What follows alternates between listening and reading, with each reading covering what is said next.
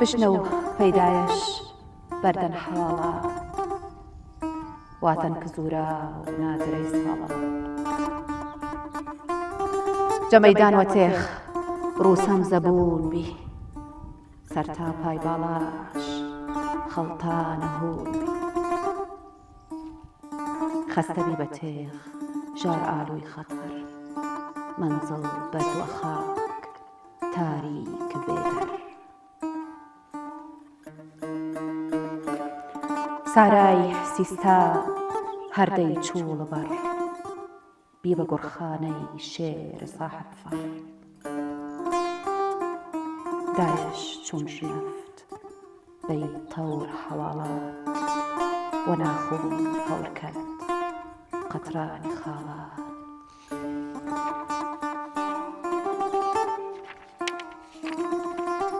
پڵاسێ چون قیر قەترانی بێڕەنگ پوشاوە باڵاش زیز خاتر تەنگ خوروشا بەقار وە ناڵەی حەزین سەرتا پای باڵاش شینە قار و قی ڕۆڵەی نازەنی زەهەمگینم ڕۆ جەنوای شێرا دڵبەسێنم ڕۆ ڕۆڵەی گوڵدەماخ گوڵباخانم ڕۆ سنە و بەرقامەت لێلاخانم ڕۆ زورا و زەڕمێشت نەوەی سامم ڕۆ ئەرگەر قامەتە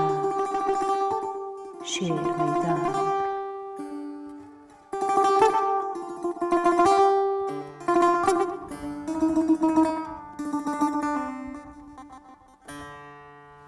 دەمخۆش هەندەخان بینەرانی خۆشەویستی قەلەندەرخانە ئەم کاتەوە هەموو کاتێکتان شاد فەرموون لەگەڵ ئەڵلقەیەکی نوێی بەرنامەی قەلەندەرخانە لەگەڵ هاوکارم خەندەخان بەرنامەی ئەم جارەمان تایبەتە بە بابەتێکی زۆر تایبەت لە ئەدەبی کوردیە کە زۆر کەم لێدوان و کار و توێژینەوەی لەسەر کراوە ئەویش شانامەی کوردیە بۆ قسەکردن و لێدوان لەسەر ئەم بابەتە بەڕێز دکتۆر بەهرۆز چەمەن ئارا لە ڕۆژهەڵاتی کوردستانەوە لە ناوچەی ئیلامەوە تەشریفی هێناوە و میوانی بەرنامەکەمانە کە خۆی دکتۆرایی لە بواری شانامەی کوردی داهێناوە و مامۆستایە لە زانکۆی سنە بەخێر هاتی دکتۆر زۆر سپاسەکەم خۆمە بەختەوە دەزانم کە لە خزمەتانە بەخێر بیت بێگومان خات و ڕێسا ساڵحیش بە ئامێری سێتار بەرنامەکەی ڕازانیونەتەوە بەخێر بیت خاتون دکتۆر گیان بەخێر بیت زۆر سپاسەکە سەر چاوانمان بەخێر بێ خاتون گیان سەرەتای پرسیارمان لەسەر ئەوەیە ئێمە شانامەی فردەوسیمان بیستۆیە شاهنامەی فارسی ئەمەی کە باسی لێوەگەین شانامەی کوردیە ئایا جیاوازی لە نێوان شانامەی کوردی و شانامەی فارسیە چییە؟ جیاوازی لە نێوان ئەم دوو ژانرە کە زۆر لە یەک نێزیکن دەگەڕێتەوە سەر چەند بابەتی جیاواز کە خۆیان دەتوانین لەباری فۆرم یا لەباری ناوەڕۆکەوە باسییان لێ بکەین. لەباری فۆرمەوە شانامەی کوردی هەمان فۆرمی کۆنی ئەدەبی پێش ئیسلامی ئەم وڵاتەی ئێران ڕەچاو دەکات هەر ئەوە پەیڕۆ دەکات بەڵام لە فۆرمی گێڕاوە گێڕەیە کە لە فردۆسی دەبینین ئێترەوە تێک چووە یەک دەست بووتەوە و ئێمە مێژوویەکی خەتی دەبینین. ئەمە لەباری فۆرماتوانین بێژین گرنگترین بەشیە بەڵام لەباری ناوەڕۆکەوە بەشێک لە چیرۆکەکانمان لێکە چن بەڵام بەشێک لە چیرۆکەکانی فردۆسی هەیە کە لە شانامەی کوردی نییە بەشێک لە چیرۆکانیش لە نەریتی کوردیدا هەیە کە لە شانامەی فردۆسی نین یعنی ئەتوانین بێژین لە مابینی 15-20 دەفتەرێکە لە شانامەی کوردی هەیە ڕەنگە 8-9 دانیان تەنیا لەگەڵ شانامەی فردۆسی نێزیک بن یعنی بە ناو لاینی کەم وەکو یەک بن وەکو چیرۆکی ڕۆستەم و زۆراب یان وەکو چیرۆکی ڕۆستەم و ئەسفەندیار بەڵام مەرج نییە کە ئەمانە تەنیا وەکو یەک بن بەڵکو لە ناوڕۆکەوە توانین دیسان ئەگەر لێ بکڵنەوە ببینین کە جیاوازی هەیە و بینی لە ناوڕۆکیشەوە لە ئەو چیرۆکانەی کە وەکو یەکن دیسان جیاوازیمان هەیە. دکتۆریان ئەگەر بگەڕێنەوە بۆ مێژووی ئەم شانامانات کەی دەستی پێ کردووە بەڕێستان وتان کە ئەمە وەکو هوەری سەرزارێکی کە ئەمە دەما و دەم گێڕاوەتەوە بەڵام وەکو نووسین کەی نووسراونەتەوە بەڵێ نووسین لە کۆمەڵگای ئێمە بەگشتی لە کۆمەڵگای کوردیدا دیاردەیەکی تازەیە یعنی ئەتوانین بێژین لە 5-6 سەدە زۆرتر تێناپەڕێ ئێمە یەکەم هەوڵەکانمان بۆ نووسین ئەو بەشە لە ئەدەبیاتمان بوو کە زۆرتر لاسایی ئەدەبی فارسی و عەرەبیمان دەکردەوە مەسەڵەن ئەگەر ئێمە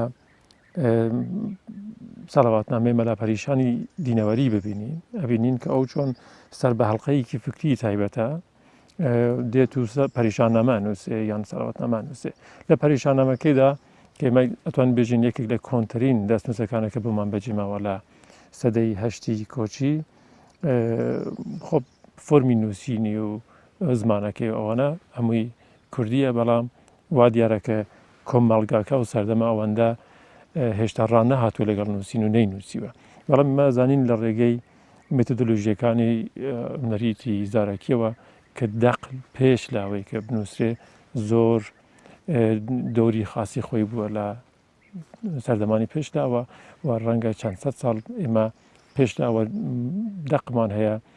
ئەدەبمان هەیە بەڵام نەمان نووسیوە و ئەمە جیاوازی کە ئیترمە لە سەدەی 89 دەسەکەین بە نووسین و هەبینین لەو بەرەوە شەرەفنامە بە هەمان شێوە شەرەفنامە بتلیسی و بەڵام بە زمانی فارسی لەسەر کوردی دەنووسرێت و بەرەبەرەکە دینە پێشەوە بەرەو دنیای ئێستا دەق بە شێوەی نووسرا و زۆرترەکەوێتە بەردەست. بەڵێ دکتۆر ڕایەک هەیە لەسەر ئەوەی کە شانامە لە نووسراوی ئەڵماسخانی کەندوڵەیە کە ئەو بەو سیفەتەی کە باز ئەکرێ گەلێک لە داستانەکان و شیرۆکەکانی ئەو سەردەمەی نووسیوە وەکو خورشید و خەرامان کە لای خۆمان خورشید و خاوەری پێ ئەڵێن بیژەن و مەنیژە هەروها ڕۆستەم و زۆرابیش کە وەکو شانامەکە نووسراوەتەوە ئەمە تاچ ڕادەیەک سەرچاوەیە و ڕاستە ئەم لەبارەی ئەلماسخانی کەندوڵەیی باس زۆرە و چیرۆکی خودی ئەلماسخانی کەندوڵەییش خۆی لە ئەفسانە ئەچێت بەڵام خۆ ئێمە توانین باوەڕکەین کە ئەلماسخان بەشێک لە شانەمەی کوردی وتووە بەڵام بۆ مانان نییە کە هەمووی شانەمەی کوردی لە ئەلماسخانەوە دەست پێ دەکات لەبەرەوەی کە ئێمە بە شێوەی نەریتی هەم دەقمان بۆ بەجێماوە هەم بێژەرگەلێک کە لە هاو سەردەمی ئەلماسخانی کەندوڵەیی یان پێش لە ئەو بوون و ئاماژیان بەداخەکان کردووە تا پێش لە ئەلماسخانی کەندوڵەیی دیسان شانەمەی کوردی بووە و دەفاتریان ڕازنامەکان بوون بەڵام لە سەردەمی کە ئەلماسخان دەسەکات بە نووسین هەوڵەدات بە شێوەیەکی یەکدەست هەمویان کۆبکاتەوە بنووسێ کە فریان ناکەوێ هەمووش یەکدەست نابێتەوە بەڵام من وەکو یەکدانە ڕاویەک وەکو بێژەرێک چاو لە ئەلماسخان دەکەم بەڵام وانە کە بێژین چۆن کە لە ئەدەبی فارسی فردۆسی هاتووە و دەقێکی یەکدەستی نووسیوە ئێمە توانین قبولکەین کە لە کوردیشە دەبێت هەروە بوو بێت نەخێوان جەنیواتە فردۆسیش کۆمەڵی دەقی هێناوە کۆی کردێتەوە کردێتی بەشان پێش لە فردۆسی ئێمە کۆمەڵێک شانەمەی دیکەمان هەیە پێش لە فردۆسی زۆر کەس هەوڵیان داوە کە شانامەکان بنووسن پێش لاو ئەسڵان خودای نامەکان ناویان بوو کە دوایی بوو بە شانامەکان و ئەمانە دەخگەلێکی جیاجیا بوون کە هەڵ دەم و دەستگای شاهی ئێوەی سەمانە یەکدەست کاتەوە بە نەفی خۆی بۆ یەکە بێژێ مێژووی کۆن لە سەردەمی یەکەم پاشا یان یەکەم مرۆڤ تاکو ئێستا هەموو هی من بووە ئەنی شەرعیەتێک بوودا بەخۆی گوتاری سیاسی و گوتاری هێز و دەسەڵات وای لێ کردو بەڵام لە کوردیە بەم شێوە نەبووە. دکتۆریان درێژە بە باسەکەمان ئەین بەڵام پێمان خۆش ئەگەر کاک حەمید دەقێکی ترمان بۆ بخوێنێتەوە بە هاوکاری خاتوو ڕێستا فەرموو.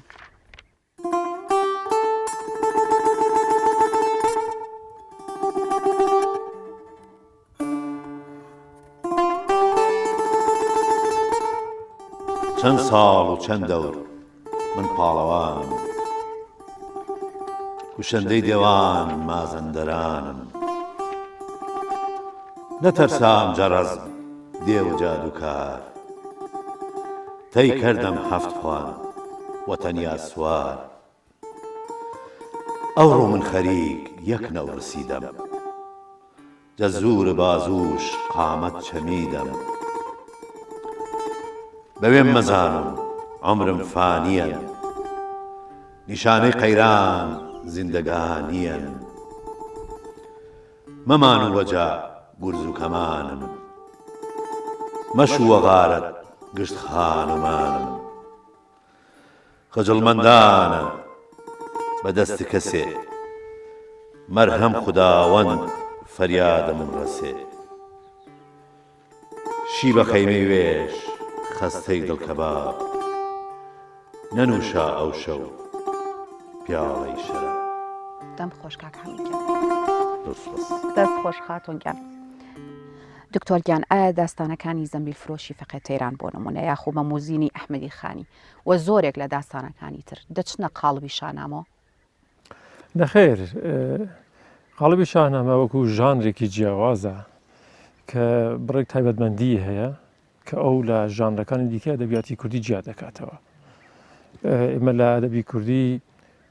فۆرمی بیتمان هەیە، لەم لاوە فۆرمی شێری ئازادمان هەیە،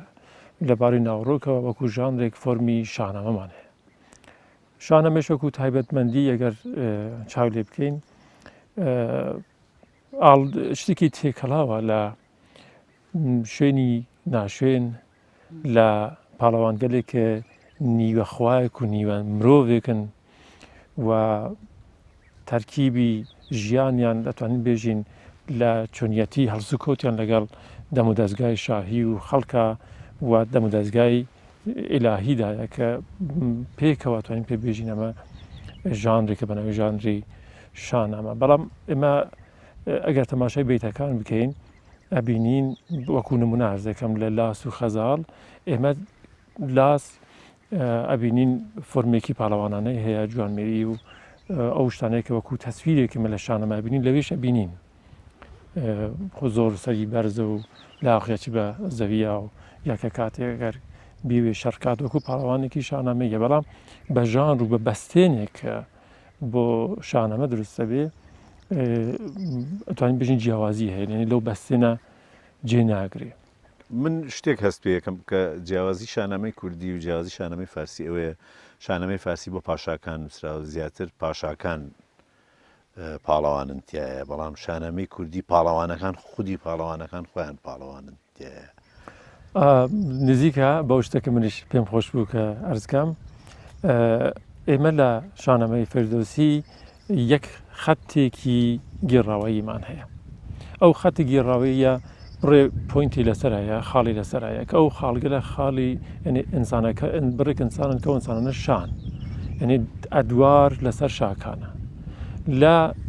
نەریتی ئێمە نەریتی کوردی و هەروەها لە نەریتی ڕۆژهەڵاتی ئێران کە نەریتی سیستانی بێت ئەو خاڵگە لە دەورەکان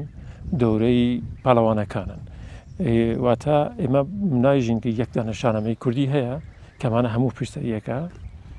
بەڵام ئەژین ڕازبنامەگەلی کوردین یان دەفاتری سیستانین وەکو شانەمەی فردۆسی نیە. لەبەرەوە ڕاستە فەرمونون لە شانەمەی کوردی پاڵەوانەکان زۆرتر گرنگن تاکو و شاکە. دکتۆریان پێمان خۆشە بێ دەقێکمان بۆ بخوێنیتەوە؟ بەسەر چاوم خۆش بێ. من بەشێک لە پێم خۆشە بەشێک لە دەقی هاتنی سەمان بۆ خۆشکی هۆجیر لە کاتێکا کە زۆرا و کوڕی ڕۆستەمە و نازانێکی باوکی کیۆ چۆنە هاتووە وەگەرێکی ئێران داگیر بکات و لە مەرزی لە سنووری تورانەوە حرەکەتەکات بەرەو ئێران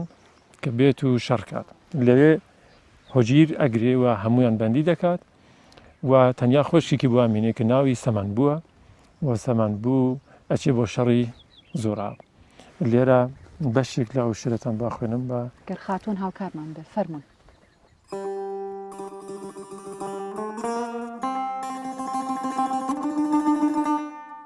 شیوە لای بابوش دەروون پڕجە دەرد پوشا و بەرگ جەنگ ئەساسەی نەبەرد واتش ای باب و هجیر گیریا که روی سرزمین رومان بی سیاه خیزا سمنگو خسته دل کباب بستان و قصاص هجیر جزورا هر جسر تا پا تمام آهن پوش دودی برآورد خون جگر نوش اسبی گزین کرد سر تا پا تیار لجام لاجیورد رکاب زرنگار اسلحه و اسباب تمام آهین پر هناسش یاوا و چرخ اخضر دو زلفش نژیر کلاو کرد پیوار دو زلفش نژیر کلاو کرد پیوار ویش پوشا و درع جامه کارزار ترکیش بس و دوش چنی چل خدنگ هر یک پیکانش دو من بی وسنگ دەمخۆش دکتۆرگیان دەستخۆش ڕێساخان دکتۆر باسی بابەتێکە کرد حەڵقەی سیستانی دیارە ئەمە بابەتێکی کۆنە و کە وەکو مێژوش ئەیجێڕنەوە لە پێش شانامەی فردەوسیە هەبووە حەڵقەی سیستانی پەیوەندی چێ بە شانامەی کوردیەوە ئەگەر کەمێک بچمە دواوە بەستێنی ژانری هێماسی یا پاڵەوانی کولی مەجموعی ئێرانی پێکەوە تەماشا بکەین ئێمە چەند فۆرمی پارالل دەبینین ئەمانە پێکەوە ڕۆشتون و گەشیان کردووە لە ڕۆژهەڵاتی ئێران حەڵقەی سیستانیمان هەیە کە چەند دەفتەرێکن 11-12 دەفتەر لێ بەجێ ماوە و ئێمە لە ڕێگەی کتێبگەلی مێژوویەوە ئەیان بینین کە ناویان ئەبەن و ئێژن وەکو نمونە چیرۆکی فەرامەرز ئێژن 1200 لاپەڕە بە کوردی نووسراونەتەوە نەخێر ئەوان لە حوزەی سیستاندایە لە سیستان بە زمانی فارسی وا دیارە نووسراوە ئەو سەردەمەش کە ئەو خاوەنی یان نووسەری مێژووی سیستان دەڵێ 12,000 لاپەڕە بوو تەنیا چیرۆکی فەرامەرز کە کوڕی ڕۆستەمە و ئەرز بێت بەڵام ێژێ فقط 1200 لاپەڕی بەجێ ماوە بەڵام فردۆسی کە دێت وەکو یەک نەریتی دیکە کە پارالەلە هەوزەی سیستانیەکە ئەبینێ بەشێک لێ وەردەگرێ بەشێکیش نابینێنێ ئەوە سانسۆر دەکات ئێمە وەکو بەشی ڕۆژاوایی ئێران پارالل لەگەڵ سیستانیەکان وەکو یەکین یعنی چ لە باری فۆرمەوە چ لە باری ناوەڕۆکەوە زۆر لێک ئەچین تەنانەت کەسایەتیەکان پاڵەوانەکان پاشاکان زۆر وەکو یەکین ئێمە و سیستان بەڵام لە نێوان ئێمە دوو نەریتی دیکە هەیە یەکێک نەریتی نەقاڵیە کە توماریان بووە توماریش دەزانن ئەو کاغازگەلەنە کە درێژن و کۆ دەبنەوە وەکو لولە دەبنەوە وانە کەسکەرێک بوون کە ئەگەڕان لە ناو خەڵکە و هەموو شێعر و هەموو ئەو ئەدەبە لە سینیان نبوو و بە شێوەی زارەکی ئەیان خوێن بۆ خەڵک کە هەم فارسی هەیە هەم کوردیشی هەیە و یەک نەریتی دیکە کە نەریتی شاهیە لە واقع نەریتی دەرباریە ئەو فۆرمەیە کە پێش لە فردۆسی 12 کەسێک هەوڵیاندا کە بنووسن و نووسیان و لە سەردەمی سامانیەکان لە سەدەی داو یانزەی کۆچی بباشن داو یانزەی زاینی فردۆسی دێت و ئەیکاتە شانامەیەک و یەکدەستی دەکاتەوە کاتە شانامەیە فردۆسی ئەم بەستین گشتیەکە بەم شێوەیە بەڵام ئەوەی کە بۆ ئێمە گرینگە وەیەکچوونێک لە نێوان سنەتی کوردی لەگەڵ سیستانیە بەڵێ دکتۆرگیان ئەگەر کاک حەمید دقێکی ترمان بۆ بخوێنێتەوە بە هاوکاری خات و ڕێسا دەستان خۆ زۆر سپاس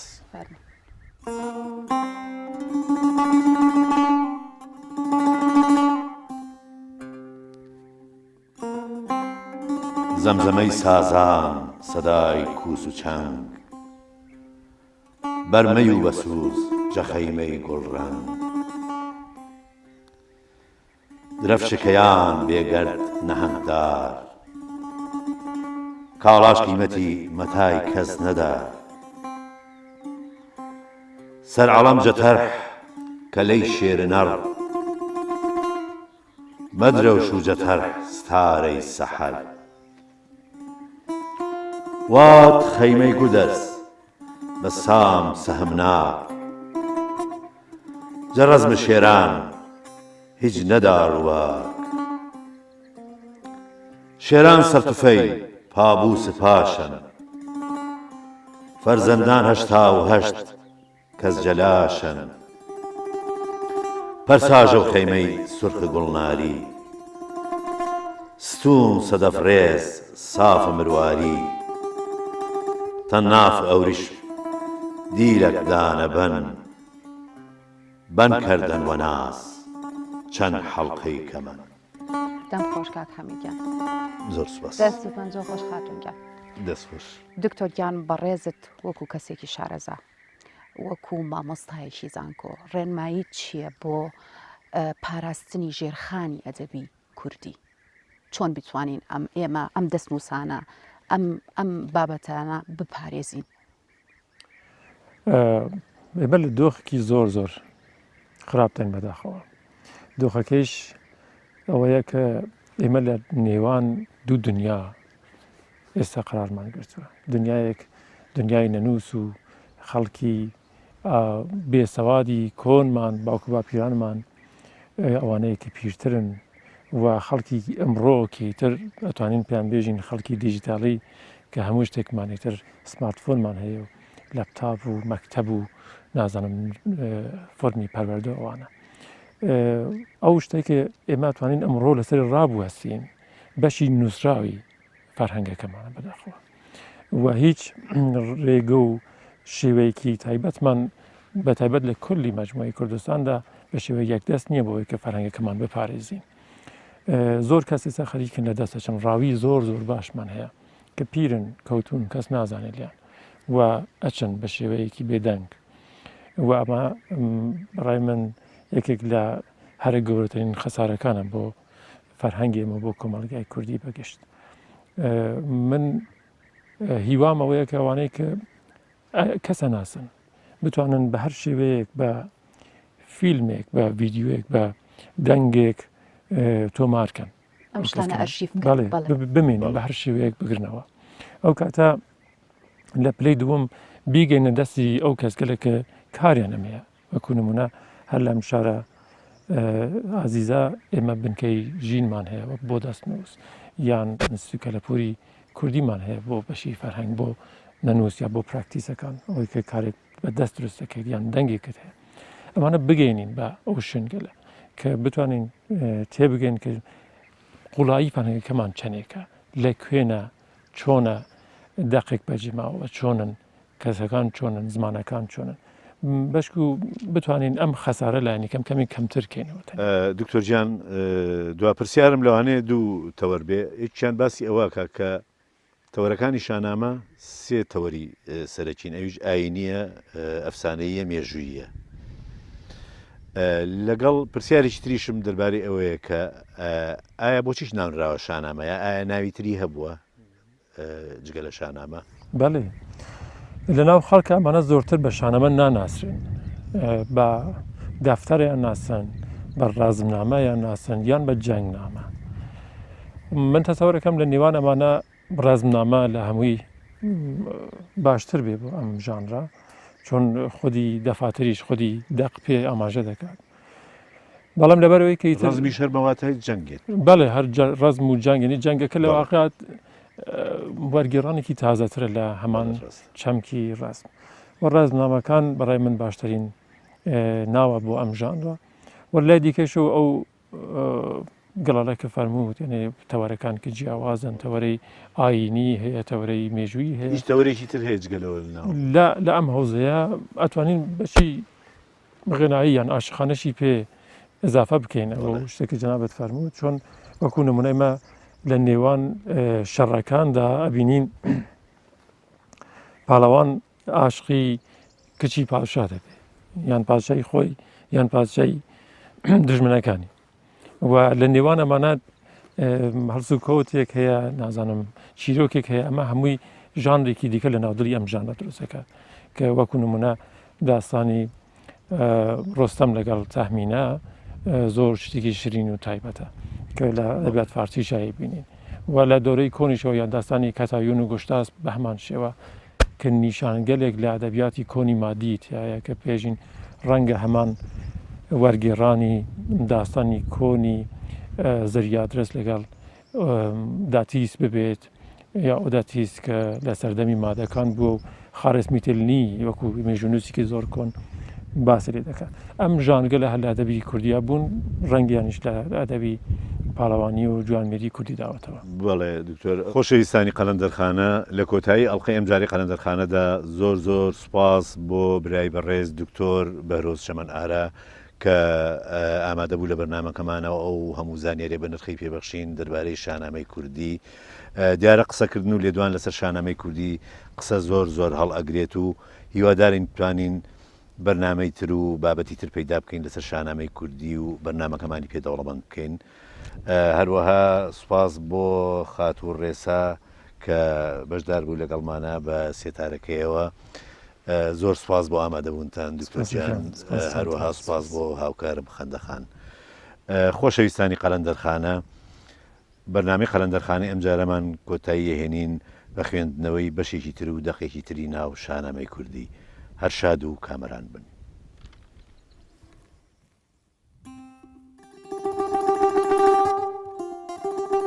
آخر سەرنجام پوشا جامەی قار، قەسەم وەرد بەذات دانای کردەگار. من چون عیاران مەپوشان جەمین، لەشکر مەکی شۆم و ئێران زەمین. زاوڵ و سیستان یانەی زاڵەسان، مەسووچ و بەنەفت سەران سەر تەمان. جیاتی قەساس هون فەرزەندە، ئەرف و سەنجە دوور بەیونەوەندە. شاد بوو من بە تێغ بشکا و جەرگەش، ڕەنگین کەم بە تێغ سەر تا پای بەرگەش.